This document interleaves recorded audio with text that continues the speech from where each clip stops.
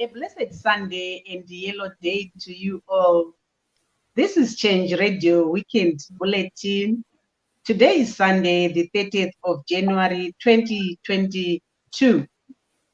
The news read by Babsi Siziba. And myself, Sophia Tekwani. And here are the stories making the headlines today. President Chamisa gets endorsement in Africa. CCC Youth Assembly members detained, tortured, and released without charge. Lastly, CCC Youth Assembly launches Simuka Phakama Zimbabwe campaign.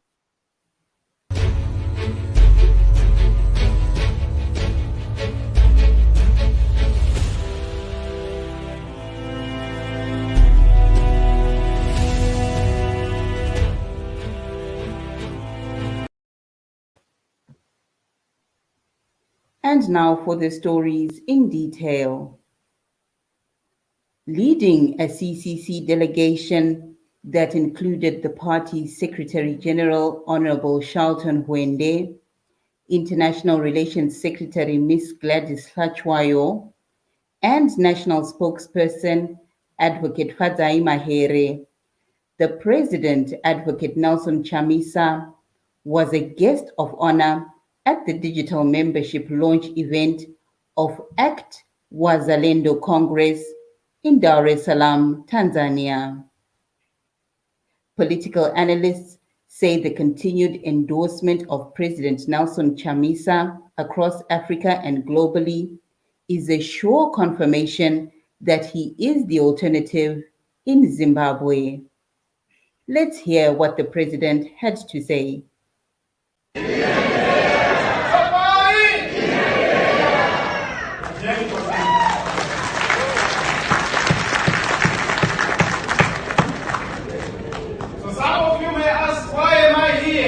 I'm here because it's Shusha time.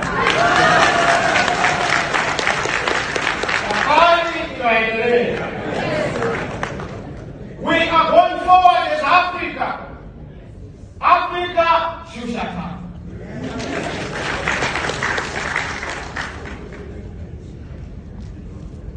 Yes, we respect the Africa of the world. Yes, we respect Baba Julian. In fact, I feel inspired. I'm stepping on the land that produced one of the giants of Africa, Julius Kambarage Mwalimu Nyerere. This is the land of inspiration. It's a land that produces leaders.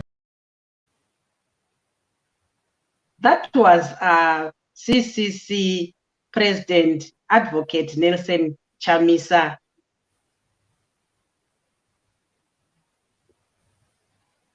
Four members of the Citizens Coalition for Change Youth Assembly who were arrested on Thursday for wearing yellow regalia were on Friday afternoon released without charge. The four, who are Erasmus Nyandoro, Emmanuel Gumbo, Prince Mutebuka, and Tatenda Chigwada, had, however, been brutally assaulted in police cells. Speaking to Change Radio, one of the victims, Emmanuel Gumbo, said they first referred to disorderly conduct charge before shifting to the obstruction charge, which they all but later dropped. This is what Gumbo had to say, and I quote, Citizens Coalition for Change activist Emmanuel Gumbo had this to say, our only crime was putting on yellow t-shirts, which they alleged that it was disorderly conduct and later changed to obstruction, which they saw fit to subject us to brutal torture and degrading human conditions during our detention. Nevertheless, the struggle continues unabated, Gumbo said. Moving on, the Citizens Coalition for Change Youth Assembly today launched the Simuka Phakama Zimbabwe campaign in Kwekwe, Midlands. The campaign, which is meant to drum up support for all the youth candidates in the upcoming by-elections, was launched in Kwekwe Central constituency, where the Deputy Youth Treasurer is contesting for the Member of Parliament ticket in that area. Our reporter who attended the launch had this to say. Today was an eventful day for the Citizens Coalition for Change Youth Assembly, as the Assembly was launching its campaign called Simuka Phakama Zimbabwe campaign, which is a campaign meant to drum up support for young people ahead of the March 26 by-elections. Speaker after speaker here has reiterated that there is need to go back to work with the citizens so that the party achieves its obligation of winning by-elections as well as the upcoming 2023 general elections. The CCC Youth Assembly Acting Chairperson Cecilia Chimbiri said that the time for young people to take center stage is now. Chimbiri said that young people have the capacity as long as they are entrusted with power and opportunities. Reporting for Change Radio, live from Kwekwe Central, my name is Stephen Chuma.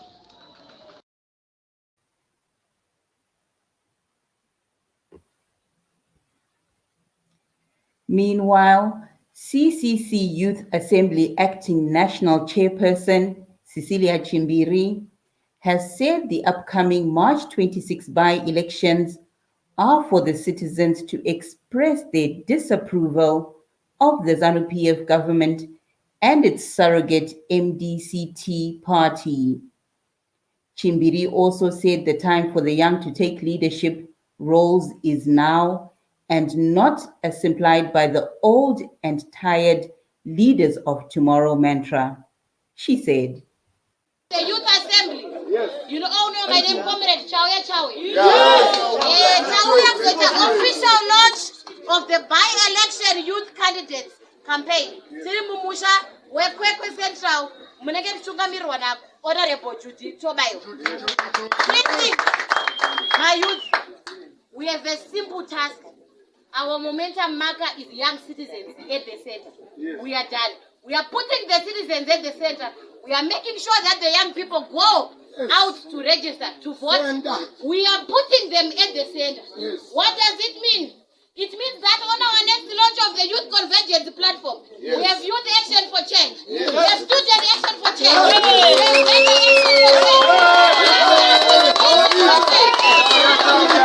Change. Everywhere where the young people are found, we are putting the young citizens at the center. President Nelson Chamisa has already won as the president of Citizens Coalition for Change. We, the young people, are going to give him the victory.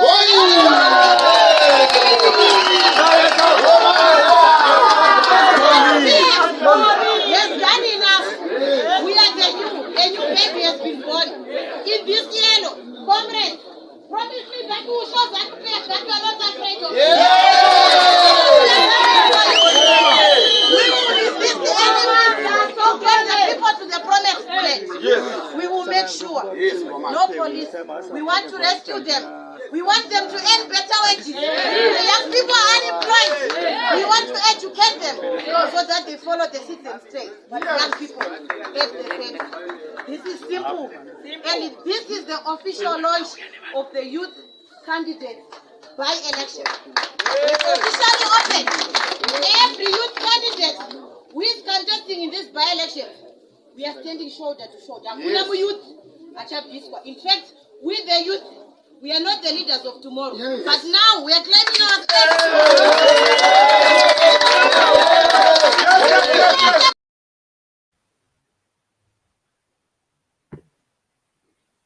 Former Chief of Staff in the Prime Minister's office during the 2009 to 2013 inclusive government, Alex Magaisa, has lauded President Nelson Chamisa's decision to form the Citizens Coalition for Change.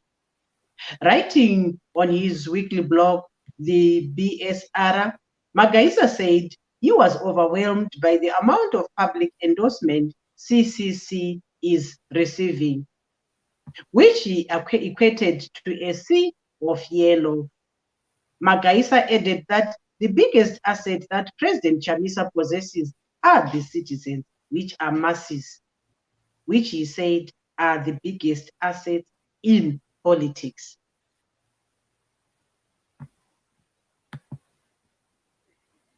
The Media Institute of Southern Africa, MISA Zimbabwe, has issued a statement condemning any forms of violations during and including threats and harassment of journalists. This follows that a Binga-based journalist, Mujopeni Mudimba, who works for Twasumbuka Community Radio, was allegedly threatened with death or lengthy imprisonment.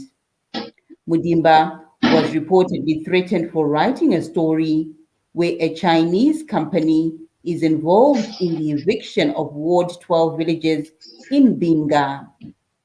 We at Change Radio strongly condemn the harassment of journalists.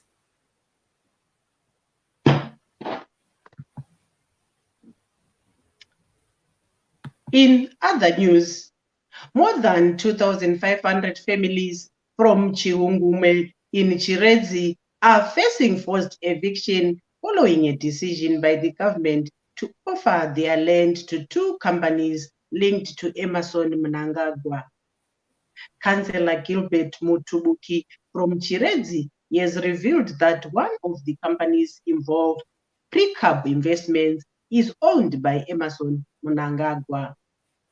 Mutubuki has vowed to mobilize the affected villagers to resist eviction.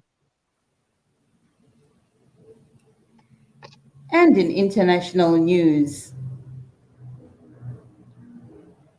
tensions have escalated in the Russia and Ukraine dispute as Alexander Lukashenko of Belarus has said that he will fight alongside Russia if Moscow invades Ukraine. Alexander Lukashenko said this on Friday, even as Russia's top diplomats said the Kremlin had no intention of going to war.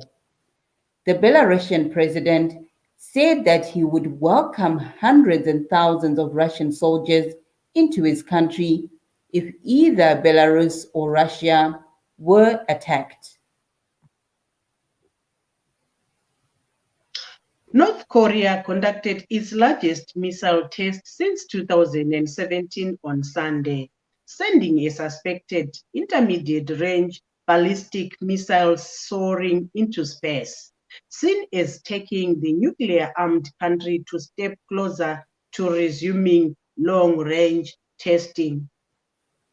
The launch takes North Korea a step closer to fully scrapping a self-imposed moratorium on testing its longest-range intercontinental ballistic missiles after the North Korean leader Kim Jong-un has said he is no longer bound by a former moratorium that prevented him from firing nuclear missiles.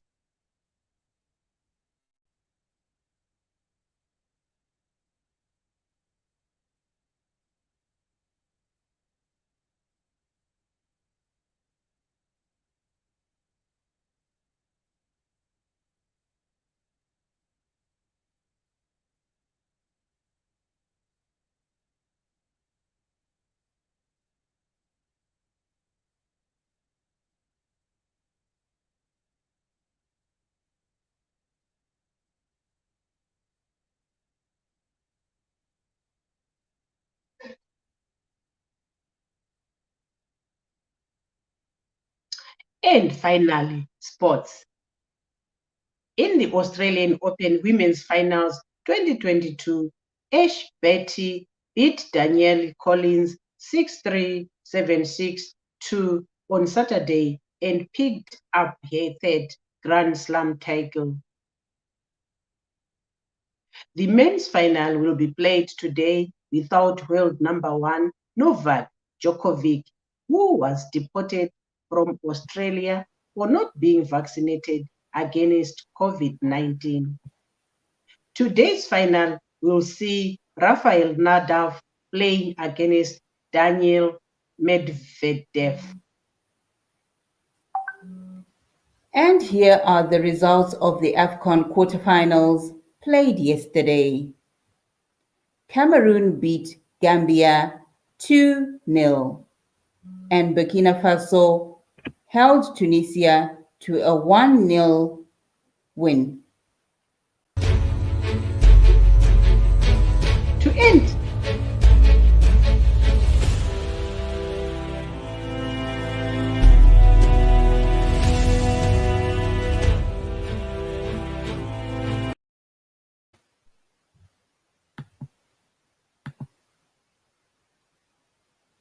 President Chamisa gets endorsement in Africa.